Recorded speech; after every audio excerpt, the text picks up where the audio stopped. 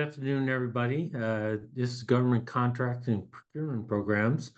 I'm Scott Poole, and we have today with us Angela Brewer from the SBA. So just some things to go with here. I'm going to talk about a little bit about myself, who we are, a small business development center, and sign up for services, a description of today's webinar. And also, I'll introduce more of Angela Brewer. She'll give her presentation, and then there'll be some time for questions. So a little bit about me. I've worked with various government contractors since 1990. I teach government contracting, pricing, finance, and management courses at a local university. And prior to working with the government contractors, I worked in a commercial bank. So who we are, we're a resource partner for the SBA.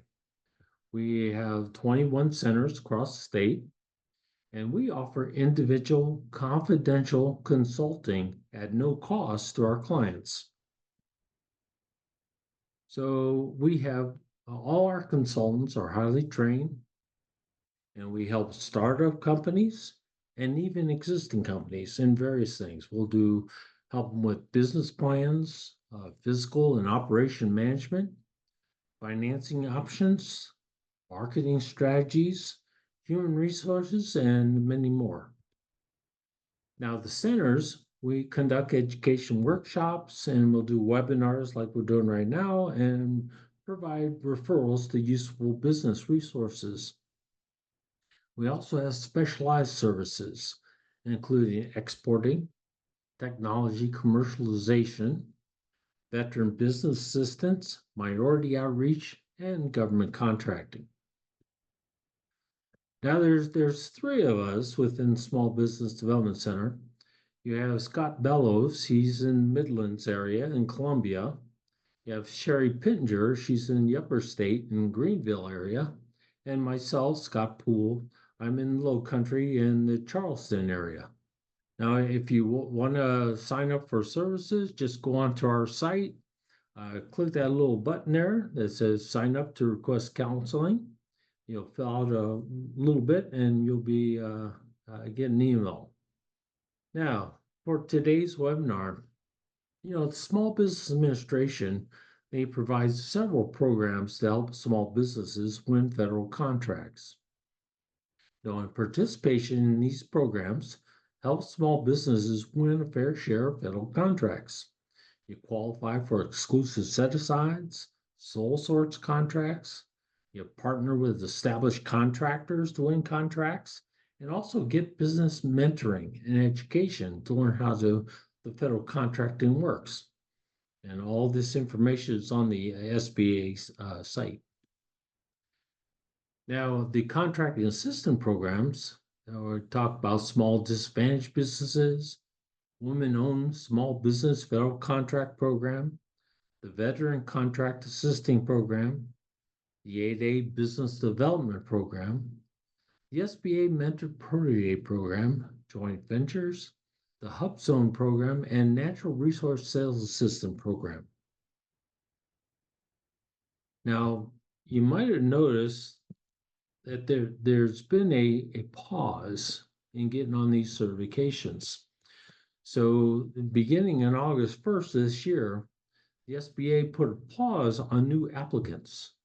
And they're preparing a new way of doing this is My SBA certification. It's supposed to roll out here sometimes in September. Right now they're doing beta testing. But beginning in the August 1st, all the initial certifications wouldn't be accepted. But then as soon as it rolls out, like I said, it's in beta testing now. Then also applications that were submitted before the August 1st, I have a few of them, they were able to go through the process here. Now this pause, it didn't affect some of those programs I showed you on the other page, like the Mentor-Protege program, the required reporting and material changes, or the required annual recertifications renewal for HUBZone and 8A participants.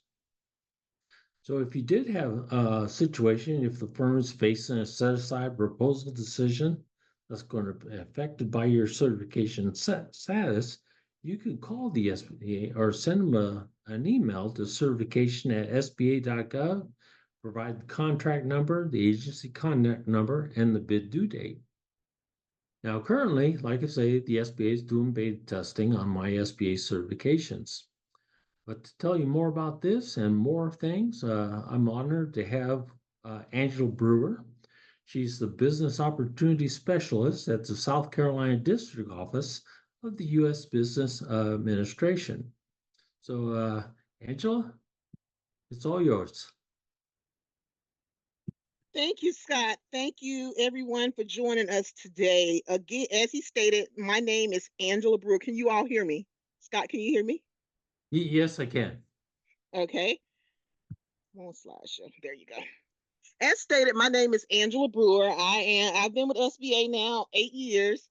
I am a business opportunity specialist. I assist small business with getting certified to work with the federal government.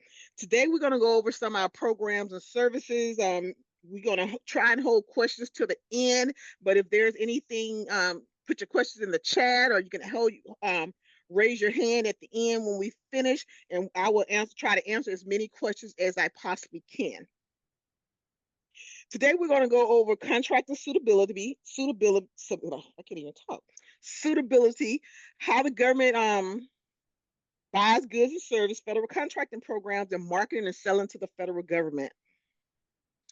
This is our address. We currently have, let me keep up with it. We have 8 employees right now because we just hired someone new just started on Monday. So we have 8 employees right now. We have 6 in the Columbia office. We have 1 in Charleston. We have William Furman, who's in Charleston, who's our area manager in Charleston. And we have Earl Gregorich, who's up in the upstate area, up in Duncan, South Carolina. So we have the entire state covered as far as SBA representative. But when it comes to contracting, you just have me, the little bit old Angela Brewer, out here covering the entire state.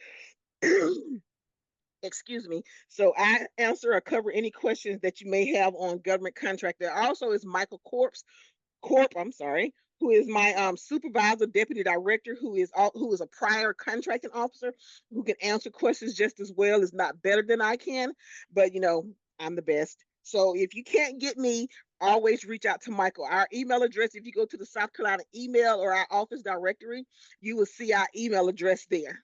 You can reach out to us from there. I'm just going to do a few some introduction. SBA, we can't, like I say, we only have 8 people here in the state for SBA, so we can't cover the entire state by ourselves. We have resource partners. That's me. They're partially funded by SBA. So we have SCORE, the SBDC, we have the Women's Business Center. We have 4 now. We have 1 in Barnwell County, so I need to put that one on there. We have 4 SBDCs, and then we have a VBOC. So if we have any veterans that want to deal directly with veterans or speak directly with a veteran representative, we have a VBOC. It's located on the campus of Citadel. But they have offices. We have one person that's up here in Columbia, Debbie Remsen, and she covers the Midlands plus the upstate. So there's someone there that can also assist you when you can't reach me, because 9 times out of 10, if you call our office needing assistance, we're going to refer you to our resource partners, because they're the ones that's out there on the ground, and they know more about the needs and the what's going on. But when it comes to federal contracting, that's me. But when it comes to startup loans, anything like that, we refer you to our resource partners, because they can assist you with that. Our other resource partners, like Scott mentioned, we have SBA consultants, but don't worry about trying to write all this down. I'm going to send these slides to Carolyn, and when she sent out the recording, these slides will also be on there, and you can click on the hyperlinks. All of our hyperlinks are active, so you click on the hyperlink, it'll take you to our website or the particular web page that you're looking for. So we have our SBDC consultant, we have Scott and Sharing. Then we have South Carolina Apex. If you are a new firm trying to write proposals or haven't written a proposal yet, If you can't get an immediate calendar date with the Scotts or Sherry, you can also reach out to SC Apex. They used to be called PTAC up until about 2 years ago. They changed their names to SC Apex, and they have an Apex in every state. We just have the SC Apex, and they are exceptionally well. So please reach out to them if you can't reach any of our business consultants, and they can help you write your proposals. And these are marketing tools. If you're trying to see what the federal government is buying or what the federal government, if their NAICS code is out there, we have sam.gov. I'm quite sure everyone here has heard of sam.gov, because all contract opportunities over $50,000 or more is going to be on sam.gov. If you are dynamic small business research, I'm sorry. If you are a large business looking for a subcontractor, you can go into dynamic small business search, put in the NAICS code. You can select by state. You can select by NAICS code. You can select by designation, where they certified as an 8A, non-8A, HUBZone, woman. Or you can check and select how you want to narrow down your subcontractors if you're looking for subcontractors. And then we have Subnet. Subnet is where the federal government or allows large contractors to look for subcontractors. So if they can't find what they need in DSBS, they go to Subnet and they put the opportunities of what they're looking for on Subnet, and there's a possibility that you can find an opportunity there also. USA spending. Once the federal government awards a contract, USA spending and FPDS is where those contracts roll into. So if you are looking as a subcontractor or a small business looking to work with the federal government on a subcontracting level, you can go into USA spending or FPDS, and you can see what the federal government has awarded over the last 10 years. Put your NAICS code in there. You can check the box for, from 2024 all the way back to, I think it should be back to 2015 or 2016 right now. So you can check that, and it'll tell you in USA spending who was awarded. You can click on the box. You can click on their name, the company name, and it'll take you. Let me see if I can do that. As I was stating, with USA spending, here's the dates I was talking about. You can go from 2024 to 2008.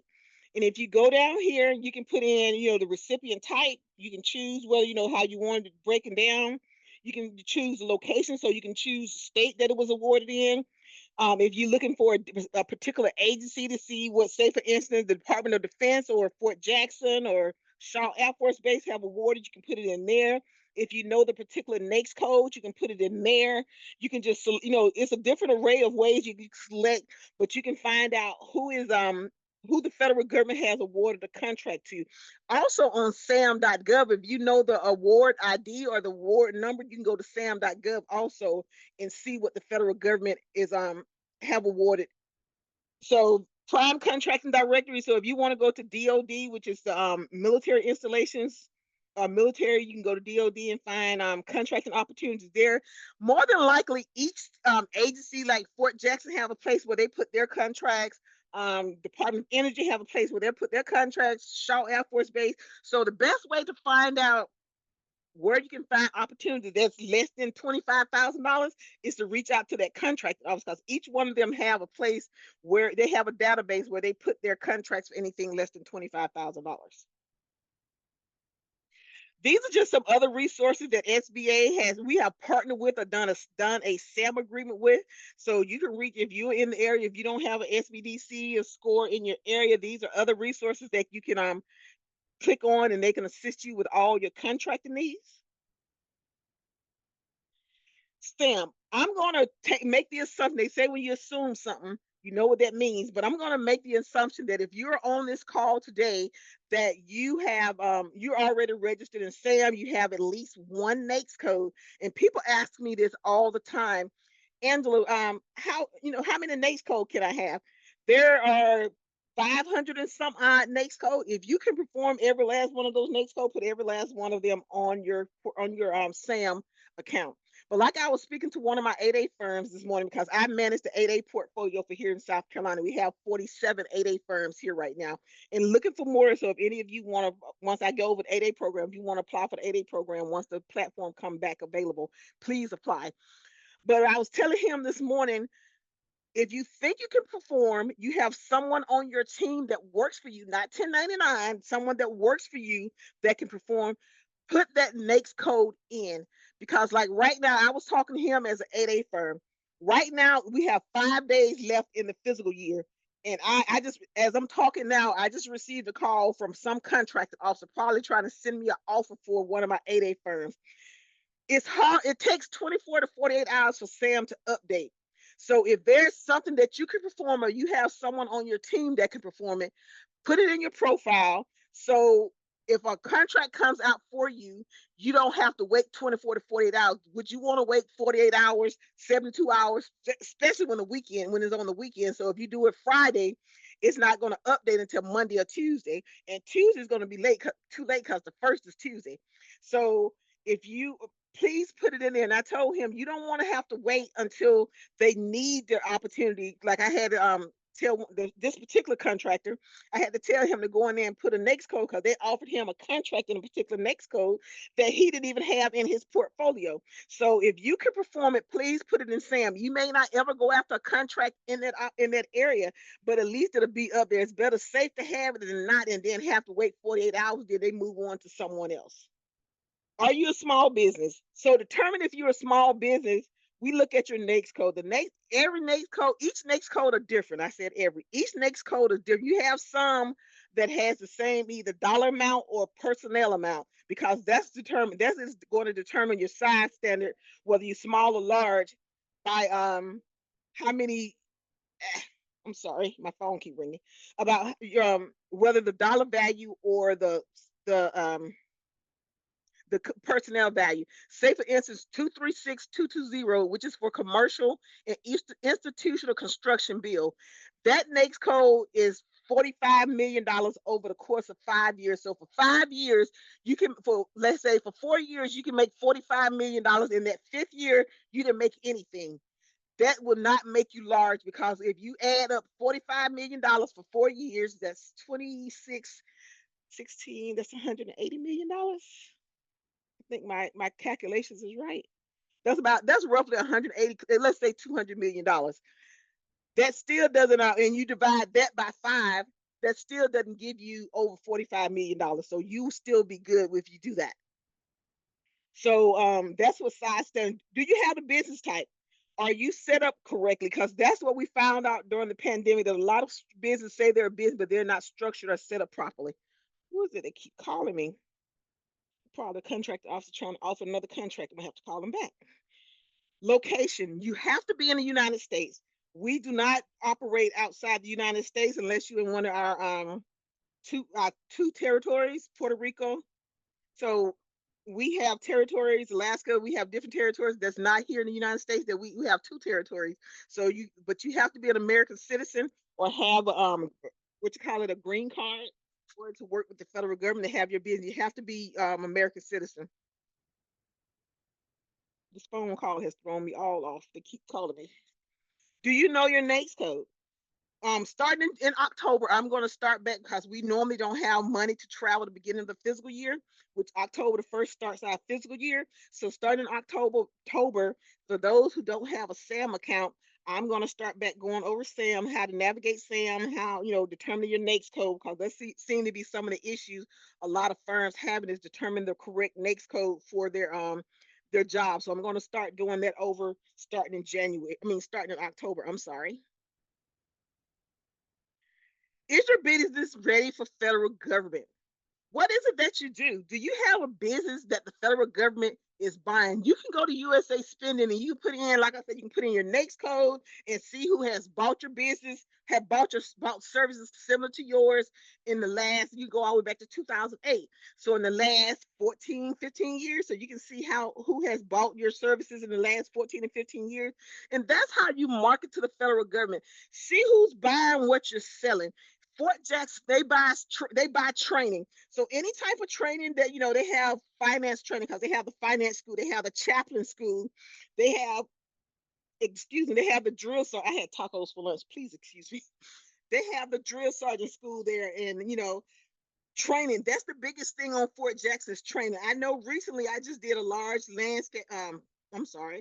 janitorial contract that at the drill sergeant school. So a 5-year contract. So if you do janitorial, you do IT, you do construction, Those are the type of things that Fort Jackson buys. They do landscaping. Those are the type of things. So you need to figure out who buy what you're selling. That's who you market to. You don't go marketing to Fort Jackson if you have books or you have, say, something, cookware or catering, because Fort Jackson has cafeterias or mess hall for their soldiers.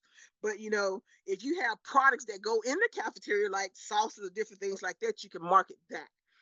But do you know the federal? Do you know who's buying what? Are you capable?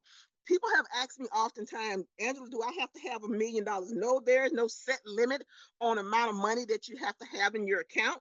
But when you come into the federal contracting space, you need to have at least working capital or a line of credit, because when you go after a contract and you get approved for a contract, may want you to start that contract within a week. Some may want you to start it by the end of the week. So you need to have the people available. So if you have 1099 employees, or you have people that you can go to and pull from a pool, make sure you have them vetted. Because if you've never done federal contract work before, they have to go through a background check, a local background check.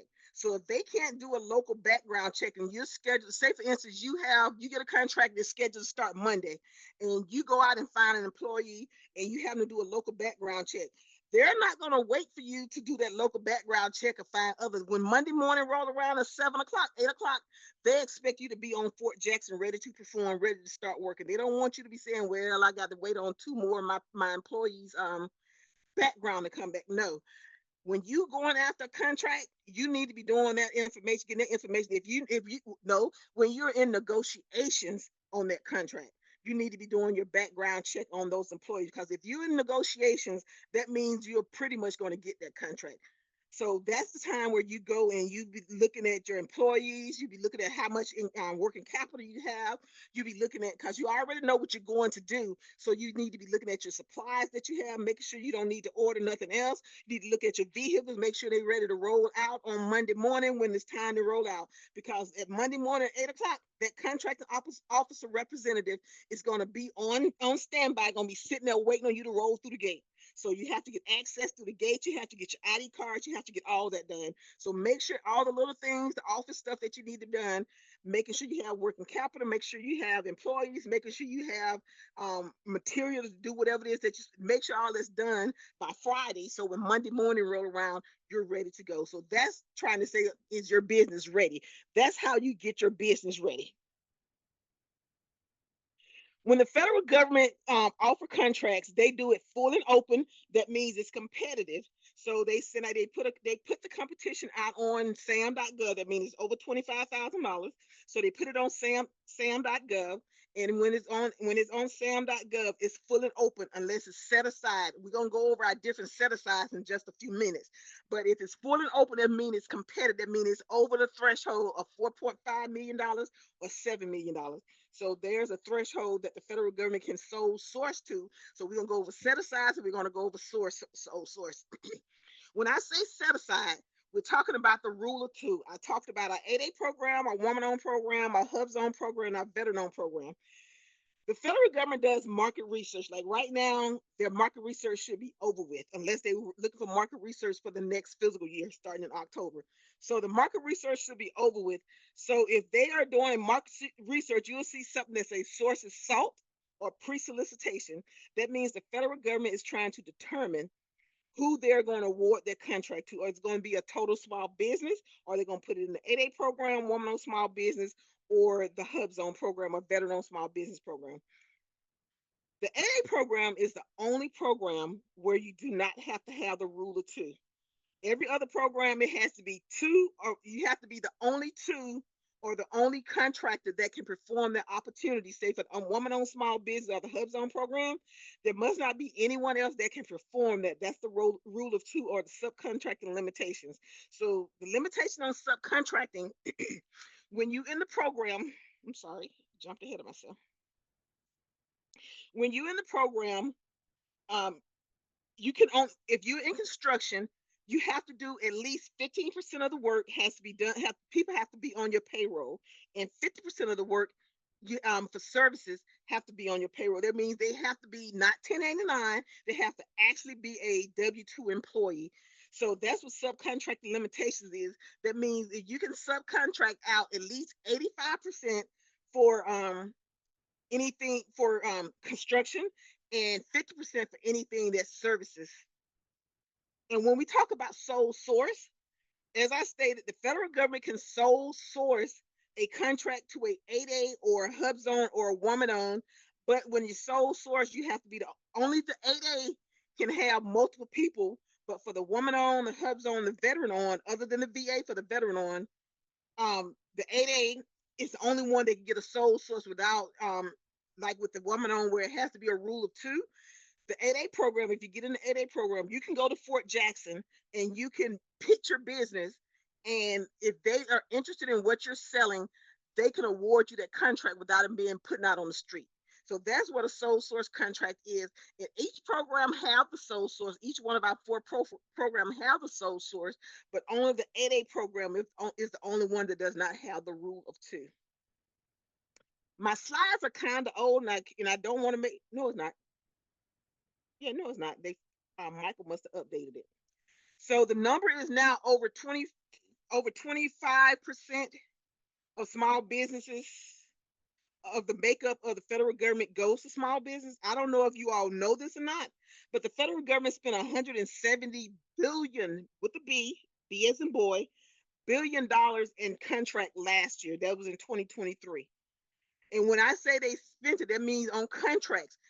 13% of it went to small disadvantaged business, which you all are, or the 8A program, because 8A program is for small socio-economic disadvantaged business owners. So 8A fall under that 13%. 5% went to woman-owned. 3% went to HUBZone. That should be moving up to 5% come January the 1st. And 5% moved for the Service Day with Veteran program. All the Service Day with Veteran / veteran-owned small business program. So all those programs adds up to be 25%, if I'm not mistaken, if my math is mathing, 26%. So 26% of that $170 billion must go to small business, but the federal government does not make that 3% goal for HUBZone or that 5% goal for woman-owned small business. That's because for woman-owned small business, although I get this all the time, a lot of women say, well, I'm a woman, I have, excuse me for those who are thin, I have breasts. What they mean to tell me I'm not? No, they're not telling you not a woman. They mean you have to actually do the application process to be certified as a woman-owned small business. That's what that means. And with the HUBZone, they don't meet that goal because 35% of your employees must also reside in a HUBZone. So it don't have to be the same HUBZone, but I will go into more detail about each one of those when I move to those different sections. Woman-owned small business, economic disadvantage, woman-owned small business business program certification. For all our programs, in order to be considered for the program, each one of the you have to be 51% owned. The manager or disadvantaged member has to be at least 51% owned in that company. That means you must make the day-to-day decisions, make the payroll. You must do the day-to-day firing. You must be the one that does the day-to-day operation of the business. It can't be someone else and you have the title, but you don't have the decision making. That does not make you own and control. That makes you having the title. So when I come out to visit, I want to speak to the 51% owner, because that's the one who says she owns or operates the company. I don't want to speak to the husband who's using the woman as a pass-through, who's using his spouse as a pass-through. You must be the highest paid. I'm sorry. The highest officer position, if you're a woman-owned small business, if you're going for the woman-owned certification, you have to be the highest office held. You have to be the president, the CEO, or the owner. You have to have the proper NAICS code. Not all NAICS code fall under the woman-owned small business certification. They look at industries that are primarily male dominant, is what they look at when they're talking about woman-owned small business. You have to have the managerial experience. You have to be able to manage the day-to-day operation in no minimum time in business. That's, like I stated, on the 8A program it's the only program that has the minimum time in business. I'm gonna skip through because I got a lot of slides. So I'm gonna skip through a lot of these slides that does not go with today's presentation. And I know Scott was telling you all that I was supposed to go over the new platform today I was looking forward to that. But unfortunately, the website is still under construction.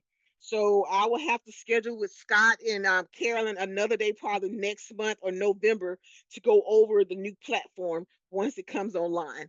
They may be able to do it because I know I need to send out. I know we're having I think it's tomorrow, a webinar tomorrow for our resource partners on how to use the website. And I will send that to them once I get off the line. If it has not, I don't know if it was yesterday or tomorrow, but I will send that to them. But I will work with them on getting another class together once the platform comes open so we can walk you through step by step. And I asked when they first launched the program back in August if I was going to have access to walk you all through, and they say they will give me access to do that. So I will have access to the system so I can create my own little business and walk you all step by step. So in order to be economic disadvantaged, your personal net worth has to be less than $850,000. Your 3-year average has to be Your 3-year average has to be less than $400,000, and your fair market value for everything must be less than $6.5 million. This is old, so we're not going to talk about this because it's no longer going to be there. We have third-party certifiers. So if you are a woman on small business and you don't want to do the paperwork yourself, we have third-party certifiers that can get the paperwork to you. Once they give you a certificate, you still have to go to SBA.gov or certified.gov. Well, let me hold that thought because it used to be certified, but now we're going on a new platform. So once you get a certificate from one of these 4 agencies that we have vetted as a third-party certifier, you have to still upload your certificate to the SBA website. But I would get back with you all whether it's going to be through certified or through the by SBA certification page. So, but I will get back to you on that. The veteran-owned small business is self-explanatory.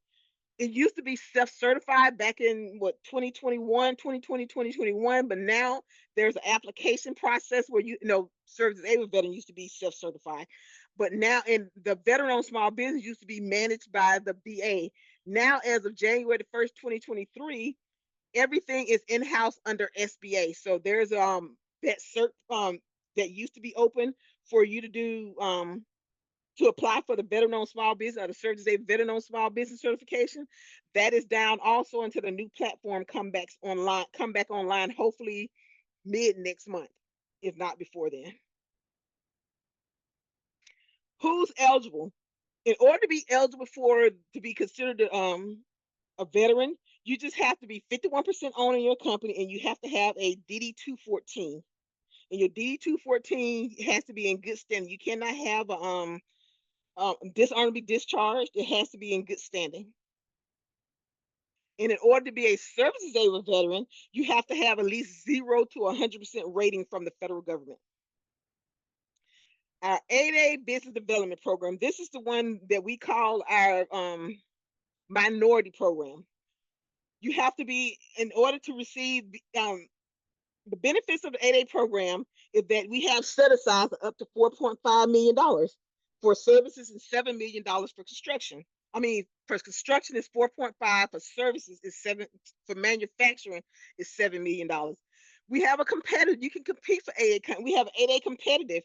It can go anything above $4.5 million must be competed in the federal program, in the 8A program. So if they have a contract, someone have a contract for more than $4.5 million for construction, it has to be competed. You can receive one-on-one business development assistance. That's where I come into play. Like I say, I manage the 8A portfolio for the state.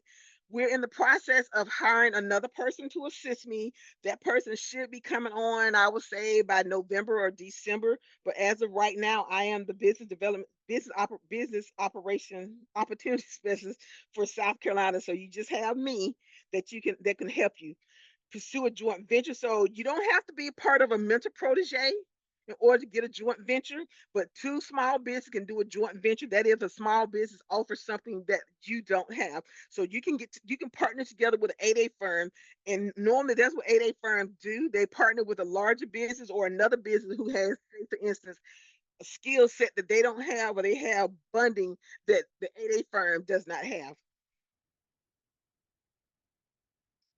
In order to be automatically considered for the 8A program, you have to be African American or Black American, Asia Pacific American, Hispanic American, Native American subcontinent Asian, or Asian American.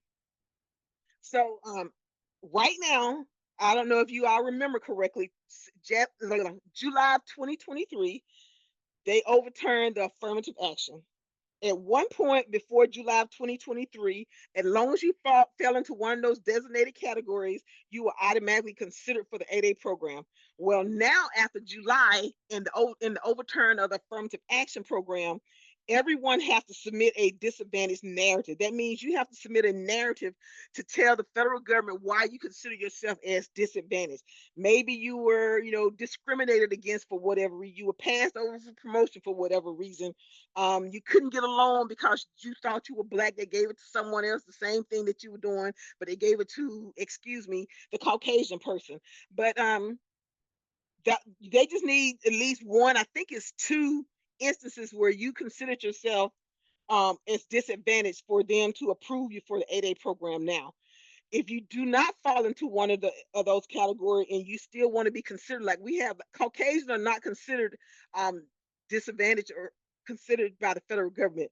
But if you are a Caucasian, because right now currently we have a Caucasian male in our portfolio, he was in the military, and whatever his disability was in the military, it precluded him from getting promoted. They actually put him out of the military because of his disability, and now he's in the 8A program, and he had to submit a disadvantaged narrative. So every year, I'm not every year, in order to get in the program, you have to submit a disadvantaged narrative. So, and we also had a Caucasian female who was considered legally blind by the state, and she was able to get in the program because on the state side, Caucasian females are considered minority, but on the federal government side, they are not. So if you can show a preponderance of evidence that someone has discriminated against you because of your ethnicity, your race, your gender, or whatever reason, you can get into the program.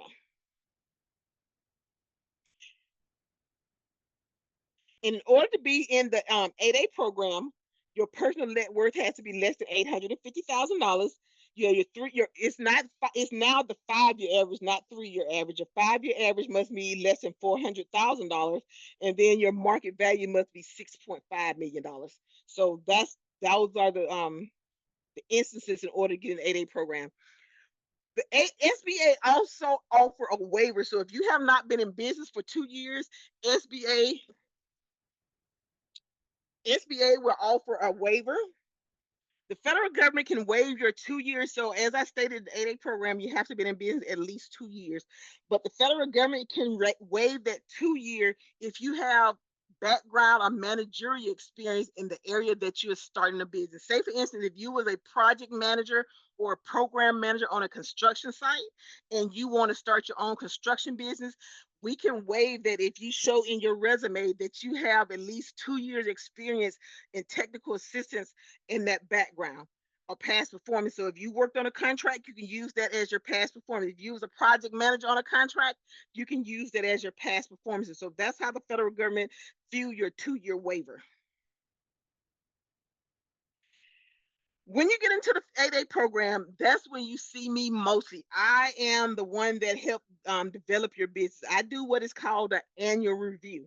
So, in the first 4 years of the program is your developmental stage. During your developmental stage, you can do as many contracts as your little heart can perform or your little heart desire. And once you get past those 4 years, your transition stage, like you do your baby when it's time for them to get off Pampers or time to get off the bottle, we try to wean you off. So we have a process where we go 15%, 25%, 35%, 45%. In the last year, 50% of your work must be non-8A work because we don't want you to get all these contracts under the 8A program.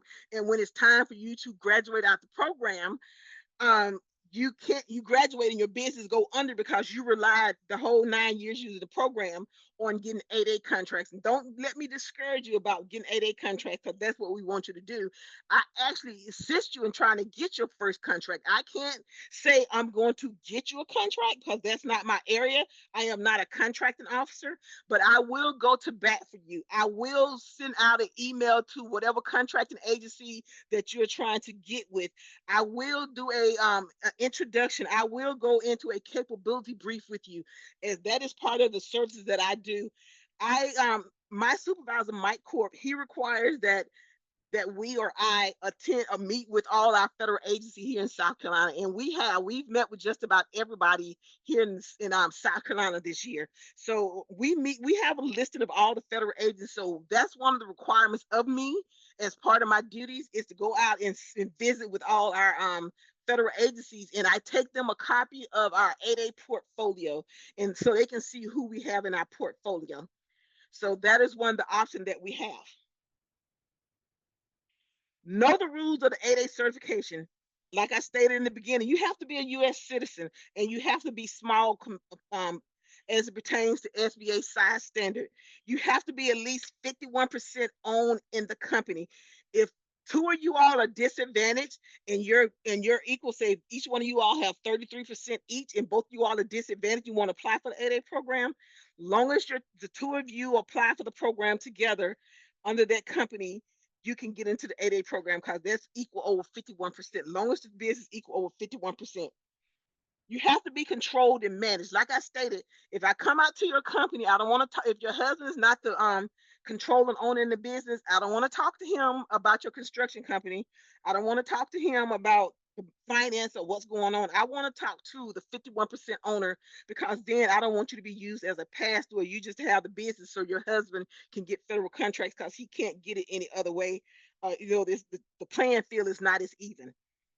Potential for success. I want you all to be successful, whether you're in the 8A program or not. So I'm always, oftentimes, answering questions from anyone, any state that reaches out to us. I don't discriminate, or I don't not answer phone calls or emails when someone email me. I don't not take conversations.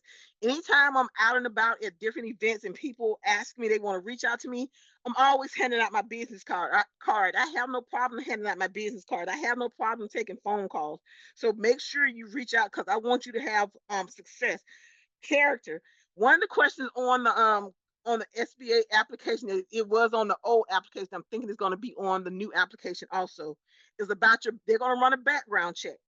So if they run a background check on you, and for some reason, you forget to tell them that you had to go to jail because you had a parking ticket, it don't have to be nothing major, but you forget to mention it, that could be grounds for not letting you in the program, because they think that you don't have great character or good character. So if there's something that you had, only thing, if you had to go, they pick you up or they stop you because you had an unpaid parking ticket. If you can show you paid that and restitution has been done, whether you do community service, paid for it, just submit that information. The federal government is not going to look down on you because of it.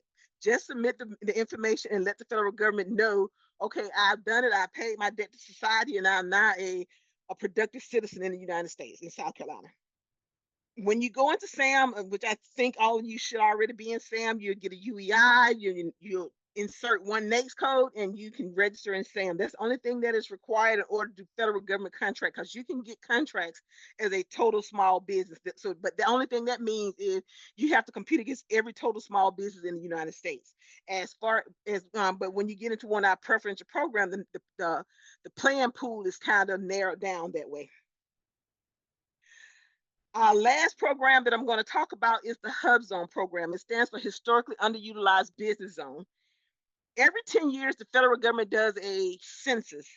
And so when they do a census, and when they do a census and they get all the information back, they declare certain areas as low income, low jobless rate, and they declare that area as a HUBZone area. So in order to be in a HUBZone, or order to be considered as a HUBZone, you have to be 51% owned. You have to have own and control in that company. You can have multiple offices, but your main office, the one that it can be your home office, has to be in a HUBZone. Your principal office has to be in a HUBZone. 35% of your employees must be in a HUBZone. And when you fill out the HUBZone application, they're going to ask for your employees at least the last 60 days, if I'm not mistaken, 60 to 90 days of a utility bill. They're going to ask for a copy of that employee's lease or mortgage within the last 60 days. So those are some of the documents that you have to have in order to be in the HUBZone. You have to go by the same size standards as everything else that's in the when you go NAICS code. So the size standards is your NAICS code. So they go by the same size standards as your NAICS code. And the HUBZone is a 5-year recertification. Our office, or if you're not here in the South Carolina office, SBA has to do a what is it called? We have to come out and visit. So if your business following the HUBZone and it's time for recertification, we come out and do a visit. We're not going to go over the application process because the new application may be different.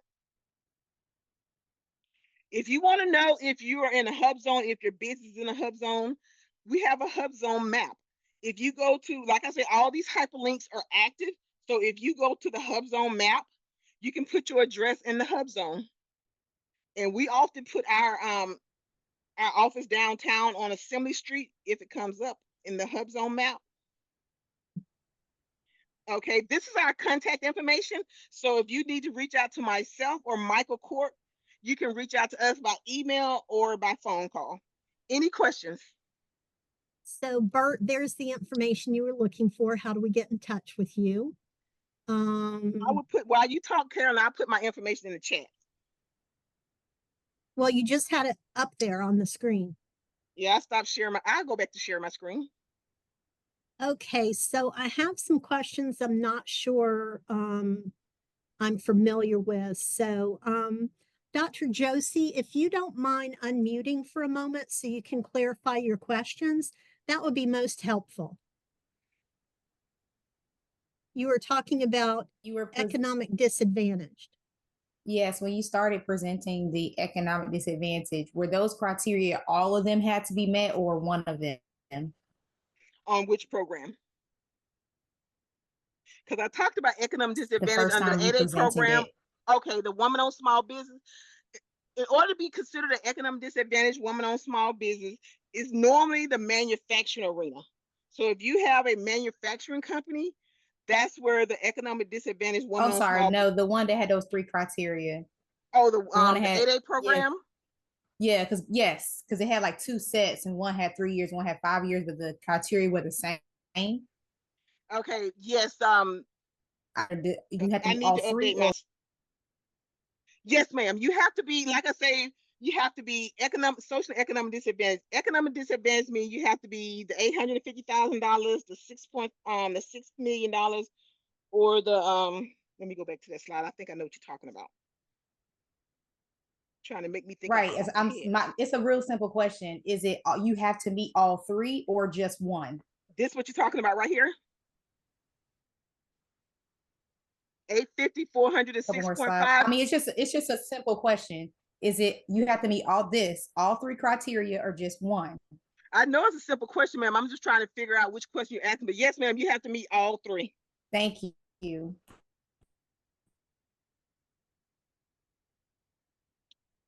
Any more questions? So, Letisa Mullen asked, how many employees are required for the women's program? But I ask which women's program, because I know if it's a woman-owned small business, the woman just has to own the majority percentage, work in the business.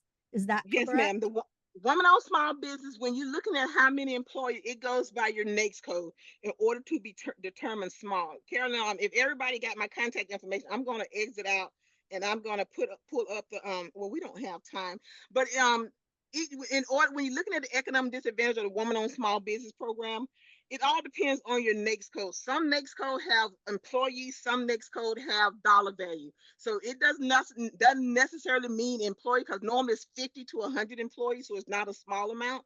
So it all depends on what your NAICS code is if you are determined by your size standard for money amount, dollar value, or the number of employees that you have. I hope that answered your question. If it did not answer your question, please reach out to me and I can better explain, because I know we are crunched for time.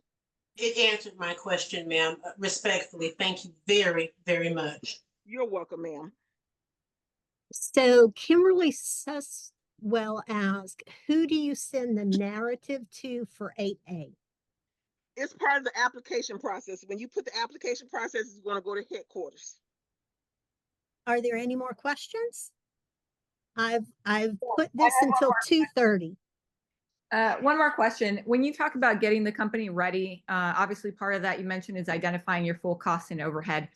Is there a list that we could possibly access when you talk about like labor categories to ensure that our labor categories are not only competitive, but realistic for that bidding?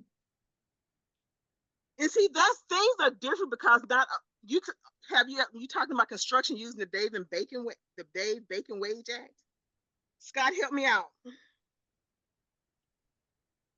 So just in general, so like I'm getting ready to put a proposal in for the Air Force Research Lab, right? And as I'm billing out right now, like that fixed price, you know, I got to put in the certain labor. And so I want to make sure as I go forward, I'm not over, you know, what is most likely to be approved at the DoD level. Does that make sense? Yes, but this is Scott and Nancy. I think we talked before. Mm-hmm. We have you have your direct costs, direct labor, and other direct labor. That on the direct labor costs, you're going to include your fringe benefits. You're going to load on that. You're going to put in your overheads, whether it's offsite, onsite, the facilities, and then you're going to load on top of that your general administrative fees to include things like the president's salary, the COO salary. Once you get all this, you're going to have a little bit of fee that you want to put on there, and you want to make sure that you're not underbidding on this one. And the main thing, you want to make sure you're covering all your costs plus a fee for yourself there. And at the same time, you know, like some people try to undercut and they'll say, hey, it's a fixed price. I come to $50,000. I won the contract. Well, if it's costing you $60,000, that's $10,000 that you just lost. Yeah. But if you or anybody wants some help, you know, you could contact me and I could look at your proposal, what you're doing there, and I won't and give you a little review of it. I can't tell you if it's going to win or not win, but just seeing if you're hitting everything that so you're not going to put yourself in a big hole. Yeah, no, and ultimately, like the biggest concern is making sure that when I'm identifying the different labor categories, right? If I have to adjust the price that I'm paying my employee or sorry, my 1099, it's making sure that it's in accordance with what's standard for federal government. That was pretty much it. But yeah, no, I definitely. There's some that you come with, some contracts that come with what's a wage determination. Where say you're in a certain area and say like I want to hire an engineer, and this engineer in this area according to the wage determination might be $50 an hour. Well, you say, well, I could get somebody for $45 an hour. No, you're required to pay at least 50. You could go above that, but that's your choice there. And that's only with contracts with wage determination. Okay. Thank you, Scott. I appreciate that. And Scott, I certainly. just put your email address into the chat box for anyone that would like to reach out to Scott. Yeah, no worries. We're on a team here. Here's another question. Do we need to have a SAM profile completed before we can look up NAICS codes? No, you need a NAICS code in order to complete your SAM profile.